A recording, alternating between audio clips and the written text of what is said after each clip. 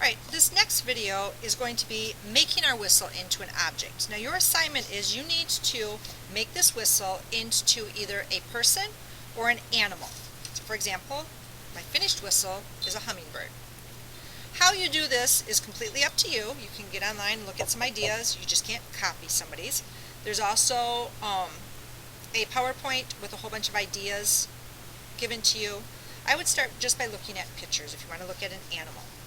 Things you need to know about clay before you begin. As clay dries, it shrinks, right?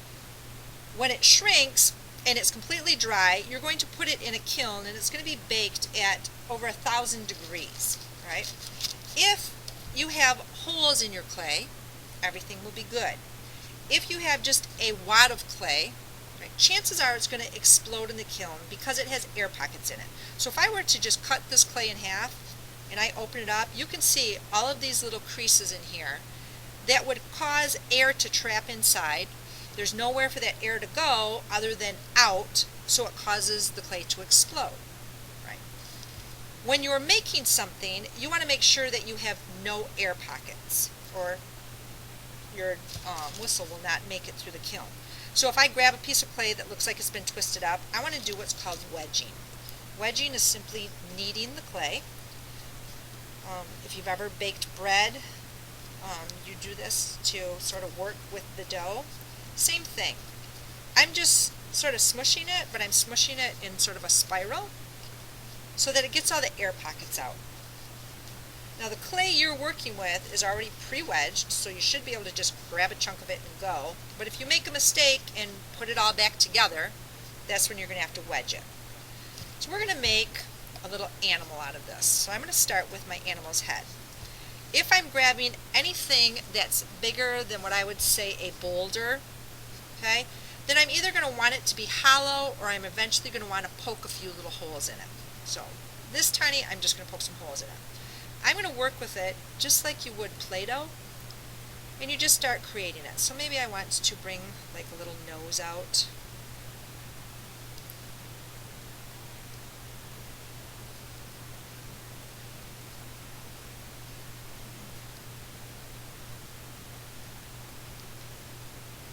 And I'm going to get it pretty much on my whistle before I start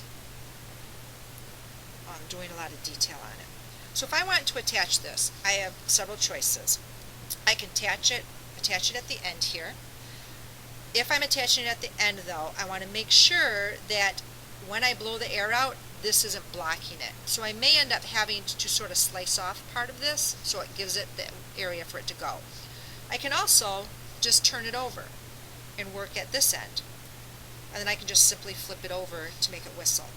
Now anytime you add clay onto it, before you leave for the day, you have to double check and make sure it still whistles, because as I'm adding things on, it's changing the shape of it. To add clay, you need to know 3 terms. They are score, slip, and seal. So I have 2 pieces of clay that I want to attach to each other. The first thing I do is I score it. That means I'm going to scratch in the surface. So wherever I'm going to attach it, I'm going to make little scratches.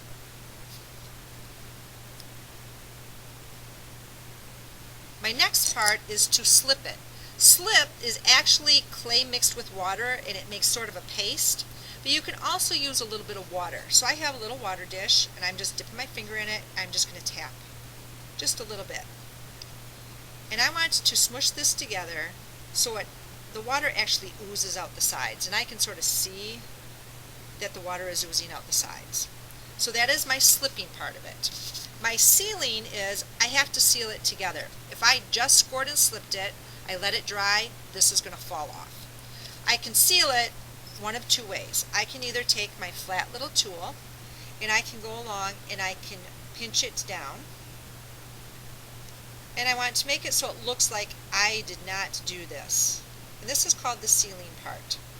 Now, if as I'm doing this, this starts to get a little bit fragile, I can actually take a little piece of clay and I can roll it till I get a coil.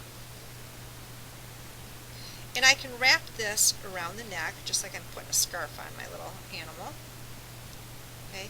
But now I want to go halfway into this coil, and I'm going to smush it down onto the body, and then the other half I'm going to bring it up onto the head. And I'm going to keep working with this until you can't tell that I actually put a coil around this neck. One of the things that you're going to be getting graded on is your quality. So you want to make it so that you can't see where you attach two pieces. So I may use my fingers to do this. I can use one of these wooden tools. I can even use my popsicle stick. So all I'm doing is taking half of that coil, and I'm actually, as I'm pushing it in, it's digging right into the crease. If you notice, it looks like this is starting to fall off. That's okay. So if I have extra at the end, I'm just going to peel it off. And as I'm going, I'm cleaning off my tool.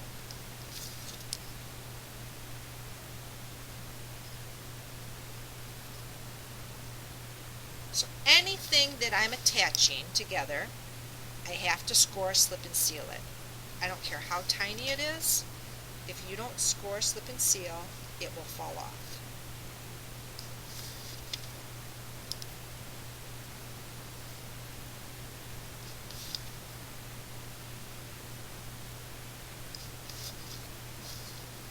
Okay, and make sure before you even get to this point, you're actually looking at the criteria for which you're being graded.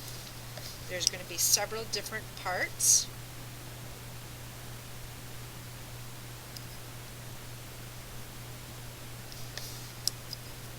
Right. So there, now my head is nice and secure.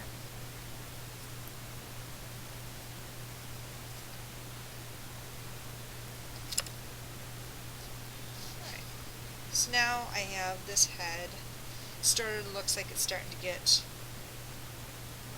where I can put eyes in there, and I can start to add some detail. So I can, if I wanted to, round this out and make nostrils.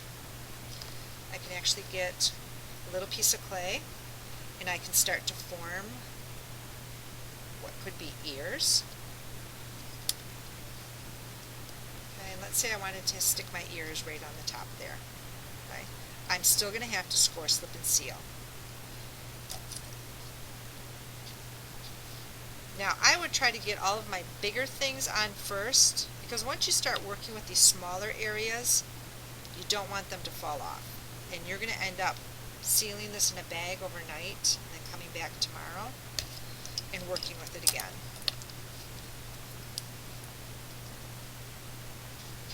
So I have to go around and I have to seal my ear on.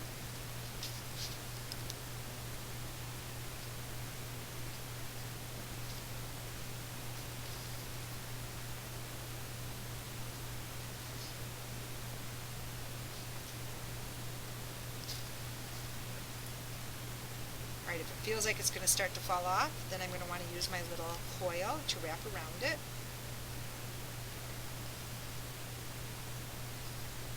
I can start to shape it a little bit more.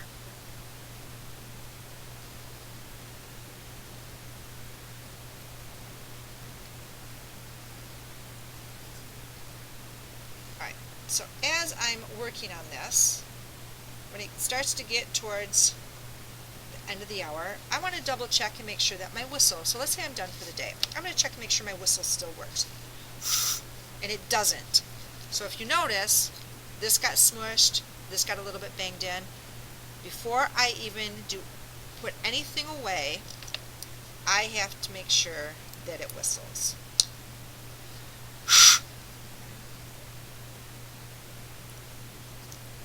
Now I guarantee you, if it whistles before you put it in the kiln, it will whistle when it comes out. And part of your grade is going to be whether it whistles or not. Right. So something got bumped as I was working. Chances are it's on the inside.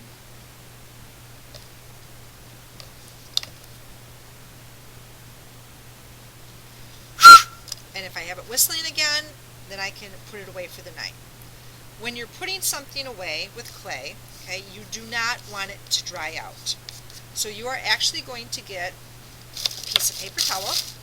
You're going to wet it in the sink and you're going to squeeze it all out so it's just damp. Once it's damp, pretending my paper towel is damp, you're going to wrap it in the damp paper towel, and then you have to seal it in a plastic bag.